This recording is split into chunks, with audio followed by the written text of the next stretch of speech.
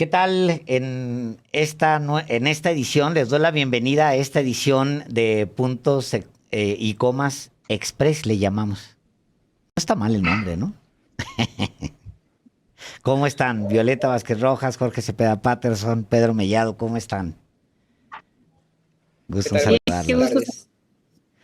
Bueno, pues el Puntos y Comas Express es justamente para analizar lo que vimos en las últimas horas, el ejercicio del día de ayer, por supuesto, y la respuesta que hubo de los distintos frentes, la misma respuesta del presidente, pero la respuesta que ha habido en redes sociales de la oposición al presidente López Obrador.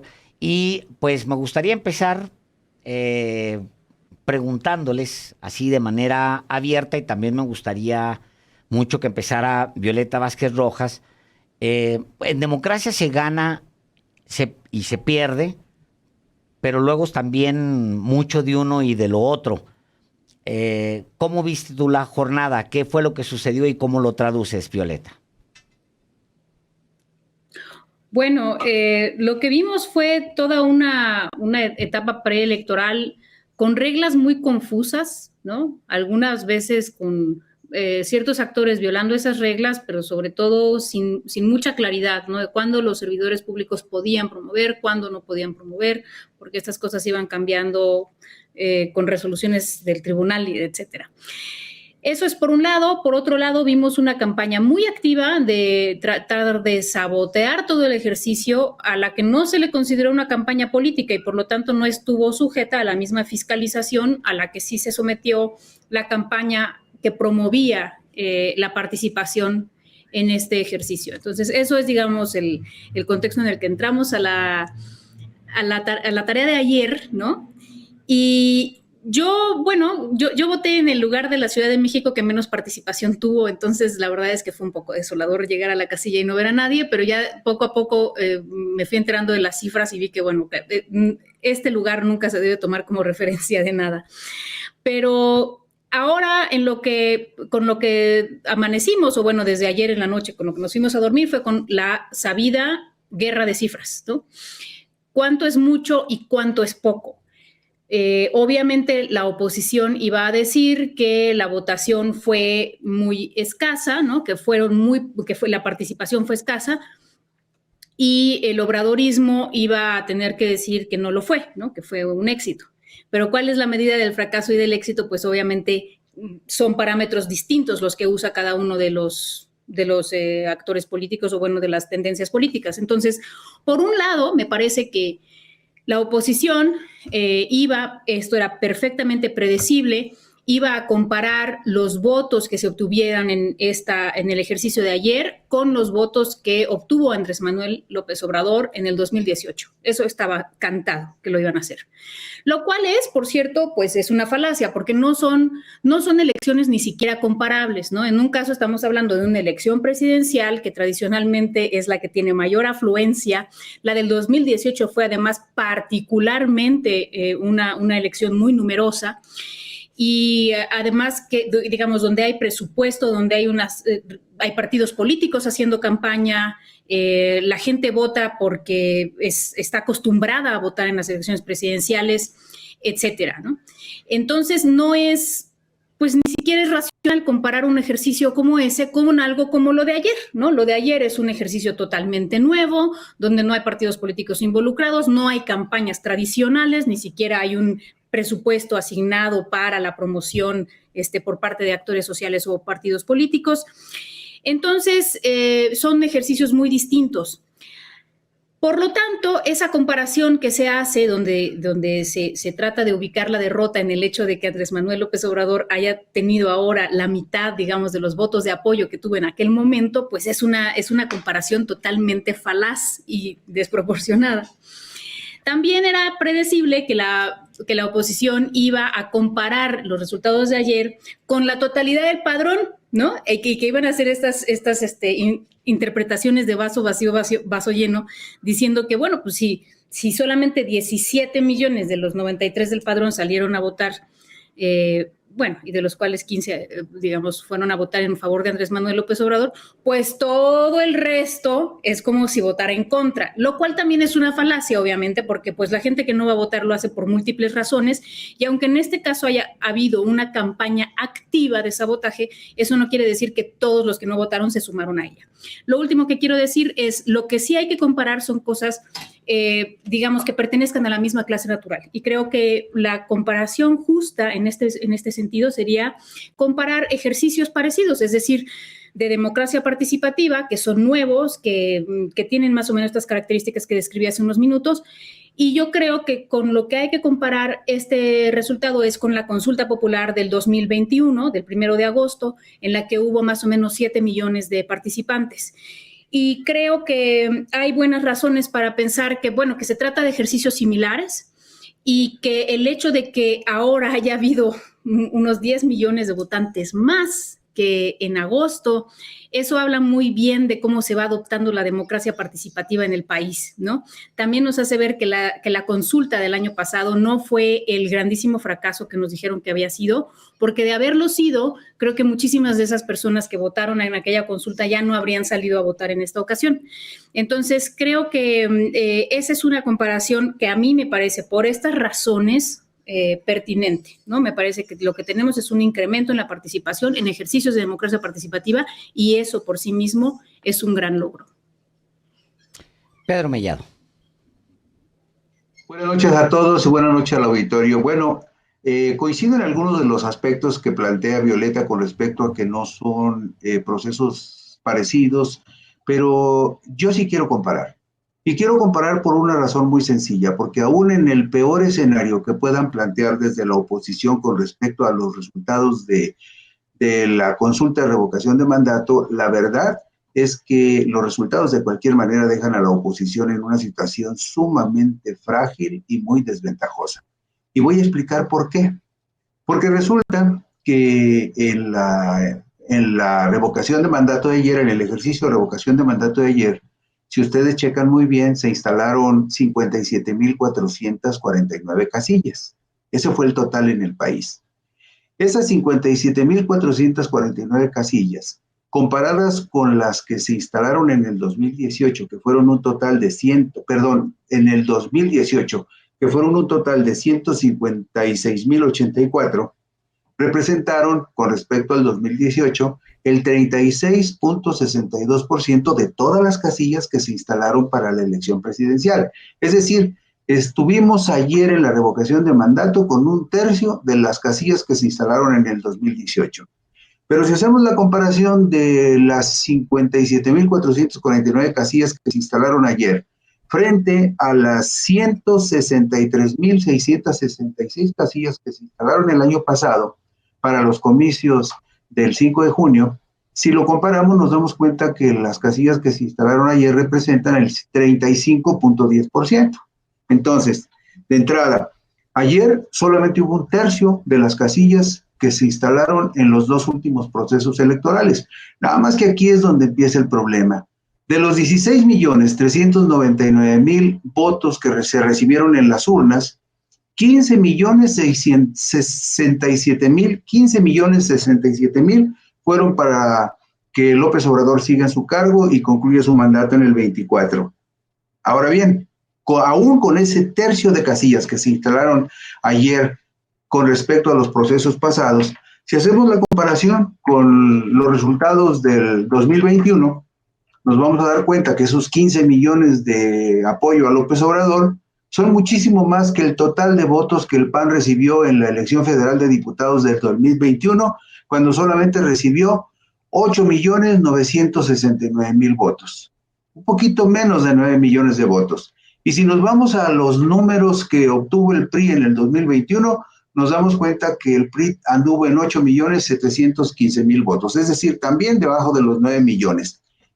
Insisto, con 1/3 de las casillas instaladas ayer. Pero si nos regresamos hasta el 18, cuando a muchos les gusta hacer esa comparación, los 15 millones que recibió de respaldo López Obrador para que siga en su cargo representan mucho más que los 12 millones que recibió Ricardo Anaya con la coalición PAN-PRI-PRD perdón, PAN, PRD, Movimiento Ciudadano, y por supuesto son muchos más que los 9.289.000 que recibió José Antonio Micuri Breña. La pregunta obligada es simple: ¿quién perdió y quién ganó si quiere desafiar los números y las estadísticas, aún haciendo una comparación que, como dice Violeta, es muy desventajosa, porque estamos hablando que del proceso de ayer solamente se instaló 1/3 de las casillas que se instalaron en el 2018 y en el 2021. Y aún así, los números son como un frentazo para la oposición, que a estas alturas ya se debe de haber dado cuenta que llega en una situación muy desventajosa a los comicios de junio de este año, a los del año próximo cuando se juega la perla de la corona, que es el Estado de México, y por supuesto, la ruta de fragilidad con la que la oposición va a llegar a las elecciones del 24 está reflejada en los números de ayer, que aún manejados como se manejaron, con una idea, digamos, muy ventajosa de que AMLO recibió la mitad de los votos en el 2022 que los que recibió en el 2018, sí, pero compárenlos con los que recibieron el PRI y el PAN, tanto en el 2018 como en el 2021, y se darán cuenta que esos 15 millones de votos de López Obrador también los aplastan igual, aunque la comparación siga siendo desventajosa porque nada más hubo 1/3 de las urnas en el 2022 con respecto al 18 y al 21. Jorge Cepeda Patterson. Bueno, yo creo que los resultados dan cuenta un poco del mapa de fortalezas y debilidades del obradorismo y, por consecuencia o contrapartida, de la oposición a lo largo del territorio geográfico y el tejido social, ¿no? Claramente el sureste es el fuerte de este movimiento y el norte es su desierto. 15 millones de votos a favor de López Obrador en condiciones, en efecto, no propicias. Para empezar, arranque de vacaciones, en 1/3 de las casillas, lo que significó que para muchos el desplazamiento fue mayor, etcétera. 15 millones, podríamos decir grosso modo que se trata del corpus, del núcleo duro del obradorismo. Y si se trata solo del núcleo duro, estamos hablando en realidad de una, en efecto, de un tema preocupante para la oposición, porque podrían ser muchísimo más. Dicho lo anterior, también yo convocaría a cierta cautela.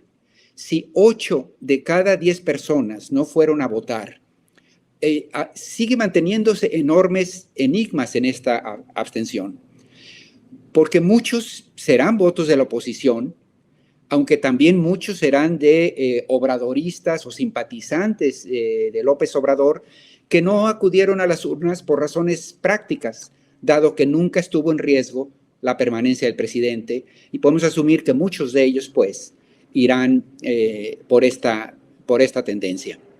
Ahora, me gustaría hacer un balance más de bosque que de árboles, en el sentido de que yo creo que lo mejor del resultado de este domingo es que las cifras resultantes, en cierta manera, dan para todos los gustos, o para los dos gustos. Ya se dijo, unos poniendo el énfasis en que solo 2 o menos de cada 2 mexicanos acudieron a apoyar al presidente y se van a refugiar en esta cifra para minimizar el fenómeno, y otros dando cuenta justamente de lo que representan estos 15 millones pese a las condiciones adversas en que se votó.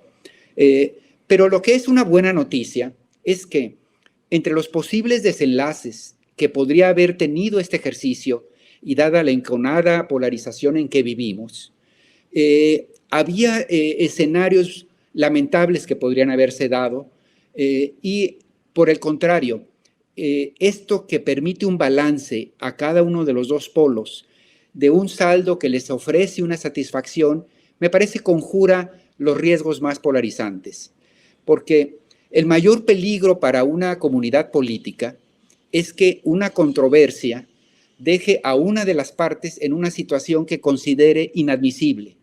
¿Por qué? Porque eso lleva a tomar medidas desesperadas. Por ejemplo, en el caso de que el resultado hubiese sido una decepción para López Obrador y que fuese interpretado como una terrible derrota política, él de alguna manera tendría que haber encontrado una razón que explicar esta derrota política, y esa no podría haber sido otra que la culpa del INE. Y esto a su vez habría provocado una radicalización con respecto a la necesidad del juicio político, la desaparición del instituto en alguna de las modalidades, etcétera, etcétera, que nos habría condenado a una todavía mayor polarización. Yo lo vi hoy en la mañanera, al declararse satisfecho con las cifras, con una reacción que fue realmente conciliatoria. Señaló, sí, que sin los obstáculos del INE habría obtenido mejores resultados, pero salvo eso, en realidad no mostró ninguna belicosidad en contra del instituto o los consejeros, pese a las reiteradas preguntas de los reporteros que sí buscaban amarrar navajas. Más bien a mí me pareció que terminó su comentario con un discurso en modo Gandhi, de respeto a sus adversarios y convocando para seguir adelante. Ahora, la oposición también, al festinar los resultados de esta supuesta abstención, le permite pasar la hoja sin necesidad, a su vez, de buscar justificar una derrota que le habría llevado a impugnar los resultados, pedir la nulidad, acusar de operación de Estado y actos de ilegalidad a la autoridad, etcétera, etcétera. Al margen de lo que suceda en el Tribunal Electoral, donde tendrán cauce ya las averiguaciones abiertas, pero yo en la práctica veo pocos incentivos entre los actores para llevar la querella a sus últimas consecuencias. Ahora, más allá de este balance de la coyuntura política, habría que extraer la verdadera moraleja de esta iniciativa de cara al futuro. ¿Qué experiencia puede extraerse para una siguiente versión dentro de 5 o 6 años? ¿Cómo evitar que el gobierno que va a ser evaluado por los ciudadanos haga una operación de Estado? Porque una cosa es ahorita lo que vivimos y otra es si esto se generaliza para los gobernadores, conociendo ya a los personajes, lo que podrían hacer, o en siguientes sexenios. Otra pregunta, ¿es demasiado alta la cifra del 40% como lo está proponiendo López Obrador? Como está planteando López Obrador, ¿habría que hacer estas revisiones? Son temas que tendrán que ser tomados en su momento porque valen la pena. Ciertamente no ahora, cuando todo pasa por la pasión tóxica en la que se ha convertido el debate. Por lo pronto, y para terminar, me parece que hemos librado esta experiencia. Tomaremos las conclusiones y las necesidades de mejorarla, pero creo que pudimos habernos desbarrancado en estos tiempos de cólera y no sucedió por fortuna. Me gustaría, si ustedes me lo permiten, hacerles una segunda pregunta, un segundo planteamiento para que puedan desarrollar muy brevemente, que tenemos todavía buenos minutos para hacerlo. Y me gustaría empezar, Jorge hizo una evaluación del ejercicio de la consulta y qué podemos aprender de él. Pues me gustaría mucho escuchárselo a Violeta y también a Pedro. ¿Qué podemos aprender de este ejercicio? Pero también les preguntaría cómo va a incidir en el Instituto Nacional Electoral directamente en la idea del presidente de una reforma electoral o político-electoral que básicamente signifique el fin de los 9 años de Lorenzo Córdoba al frente de este instituto y pues bueno, el resto de los consejeros también salen. Pero ¿cómo impacta pues esta consulta en esa pretensión del presidente? Y empiezo con Violeta Vázquez Rojas.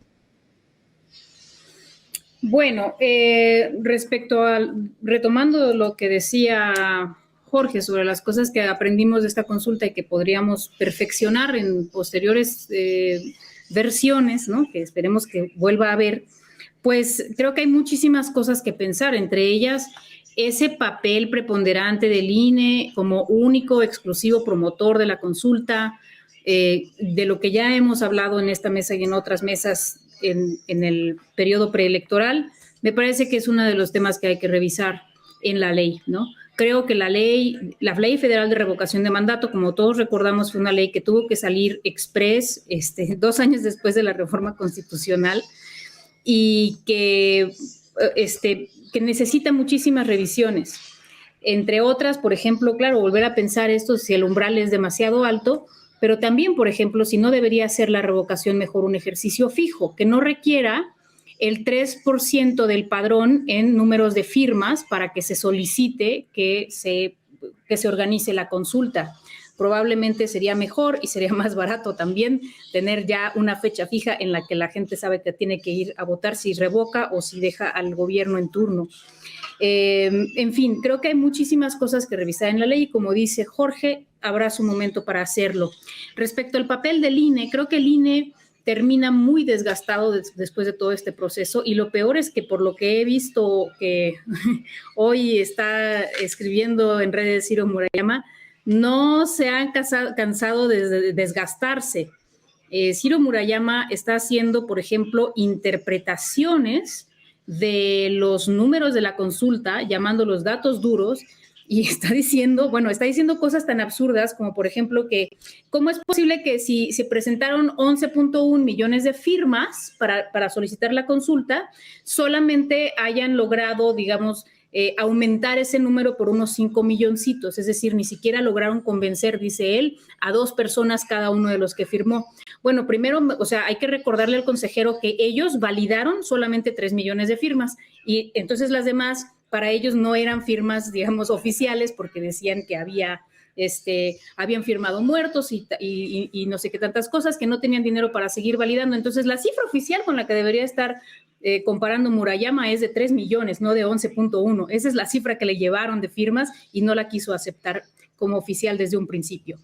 Entonces, lo que quiero decir, esto es nada más un ejemplo de que los consejeros del INE siguen en el lodo, ¿sí? Y esto no le está conviniendo al instituto. Lo único que van a lograr es concitar apoyo para una reforma política que no los considere o que considere una reorganización del INE en la que no figuren precisamente personajes como esos que son extremadamente protagónicos para ser árbitros electorales, ¿no? Los árbitros de ningún deporte, de ningún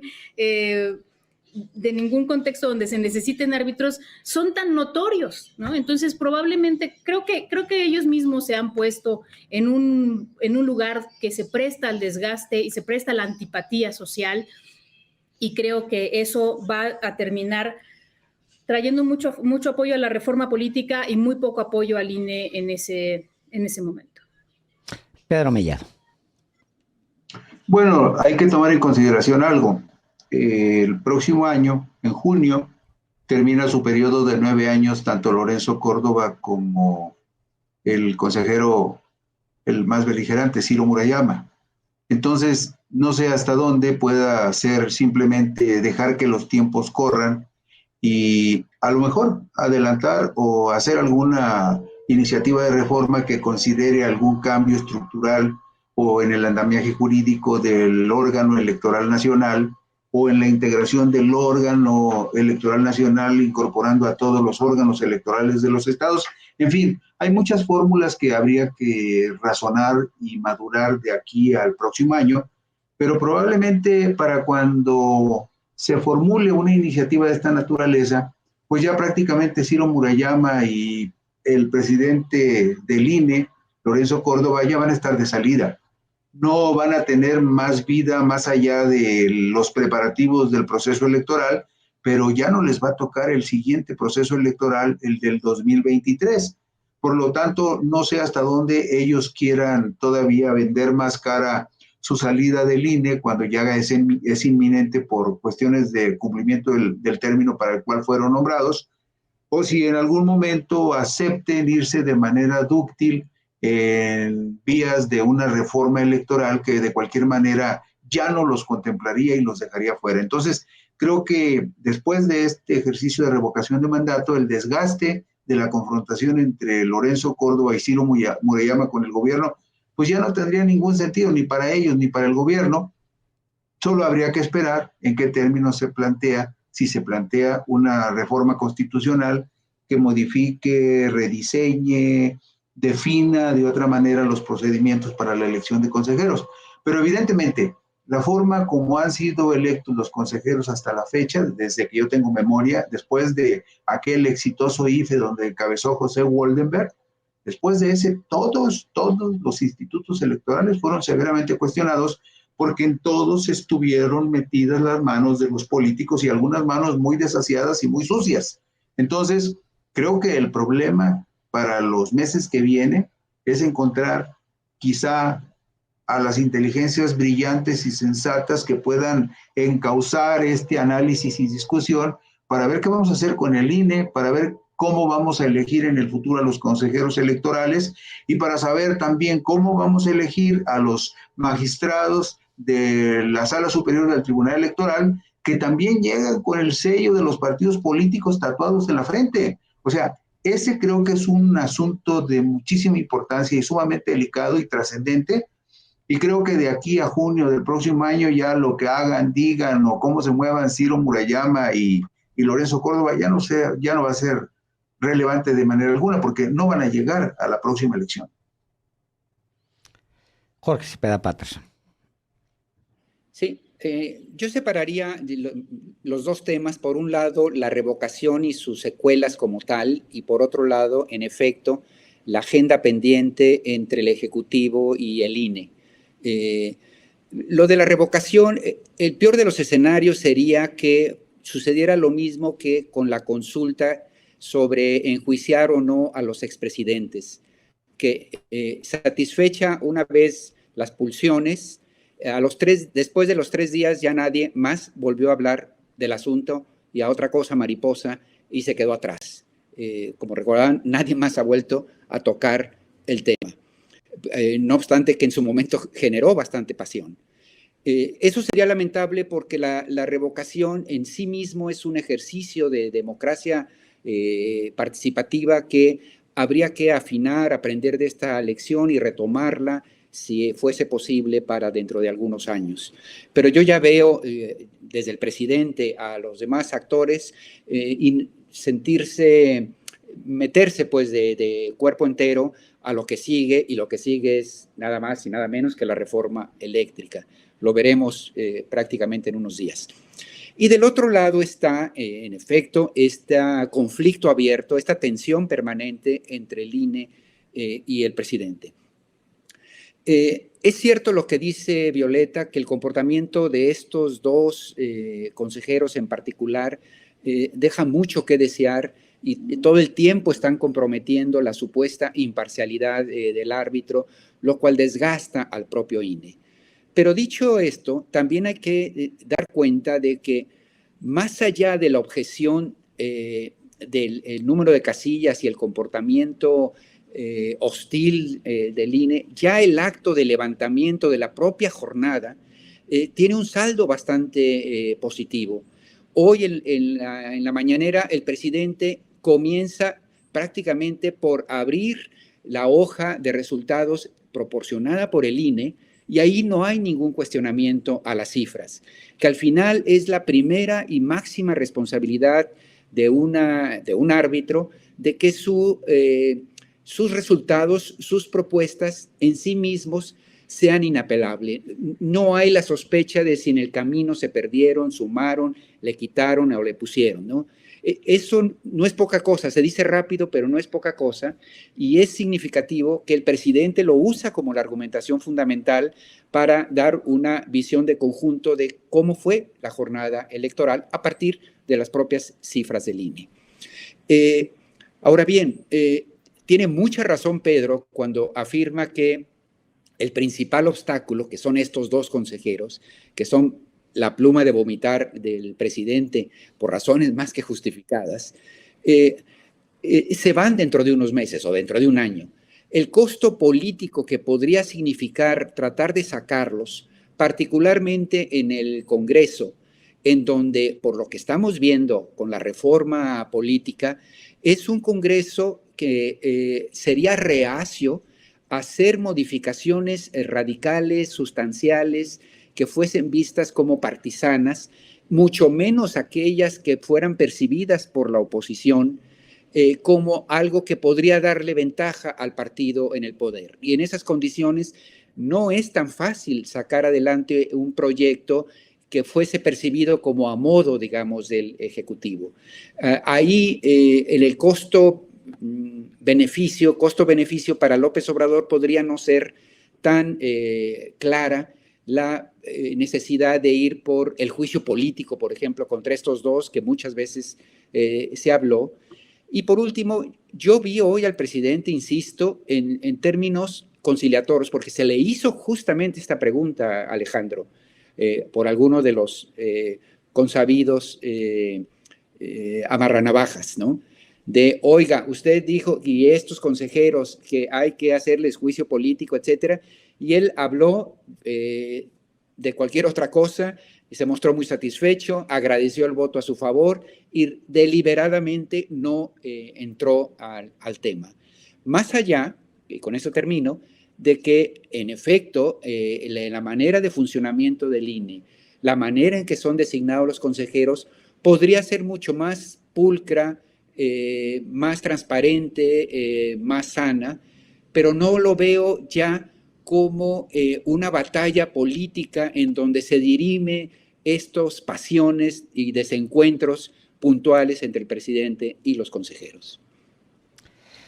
Bueno, como sea, vamos a hacer una pequeña pausita electoral que no creo que dure mucho porque hay elecciones en 6 estados, es decir, vamos a brincar de esto a más elecciones todavía y va a estar en la mesa seguramente Ciro Murayama, Lorenzo Córdoba, el papel del INE, que coincido contigo, Jorge, que hoy no es poca cosa que el presidente haya tomado la hoja de cálculo justamente del instituto.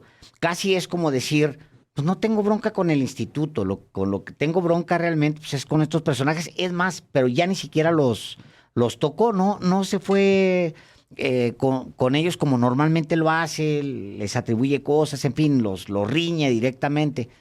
Pero, pues bueno, apenas estamos terminando un ejercicio, uno de los 2 grandes ejercicios que se darán en este mismo año, 6 gubernaturas, 25 diputados locales, 39 ayuntamientos, es decir, va a ser una elección mediana, sólida, bastante sólida, y pues van a seguir siendo los personajes Ciro Murayama y Lorenzo Córdoba, pues de los siguientes meses.